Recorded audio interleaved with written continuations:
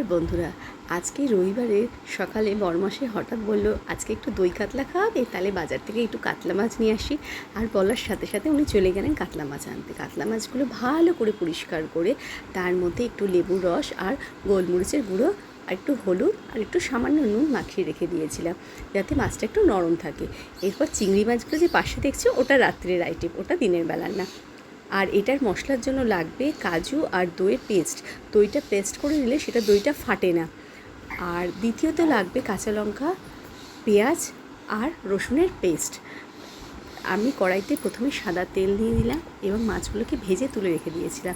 এটা সর্ষের তেল দিয়ে করলে বেশি ভালো হয়, কিন্তু আমি প্রথমে বুঝতে পারিনি। আমি ভাবলাম মাছগুলো যেহেতু সর্ষের তেলে ভাজা হয়েছে, তাই সর্ষের তেলে না দিয়ে সাদা তেলে দিলে গ্রেভিটা একটু হোয়াইট হোয়াইট আসবে, দেখতে ভালো লাগবে। এরপর তেলটা গরম হলে এর মধ্যে ছোটো এলাচ আর দারচিনি দিয়ে দিলাম ফোড়নের জন্য।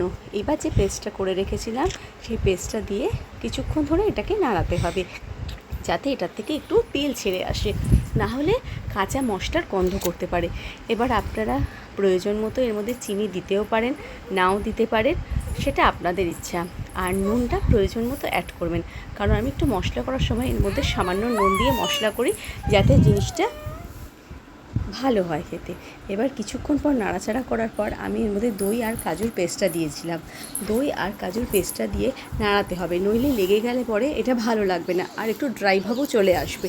জল দিলেও জিনিসটা থকথকে হয়ে থাকে, তখন একটু অসুবিধা হয়। সেই জন্য সামান্য একটুখানি নুন দিলাম, দিয়ে অনেকক্ষণ ধরে একটু নাড়াচাড়া করলাম। এবার আপনারা এই জিনিসটাকে ড্রাইও রাখতে পারেন, আর নহলে একটু যদি মনে করেন যে গ্রেভি বেশি করে রাখবো, তাহলে জলের পরিমাণটা একটু বেশি দিতে পারেন।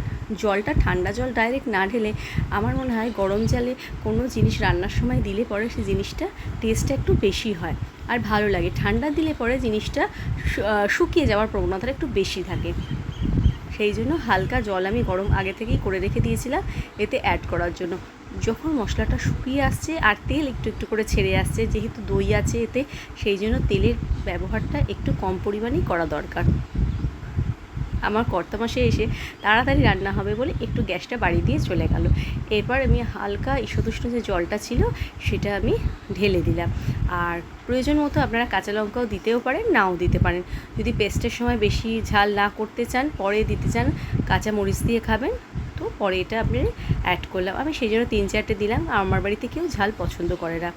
এরপর যখন মাছটা ঝোলটা ফুটে আসবে, তখন মাছগুলো এক এক করে দিয়ে দেবেন, যাতে এর মধ্যে ঝোলের ভাবটা বা রসটা যেটাই হোক সেটা ভালো করে মিক্সড হয়ে যেতে পারে।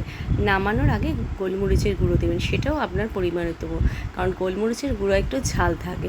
যদি মনে করেন অল্প দেবেন, দিয়ে ফুটিয়ে নামিয়ে রেডি।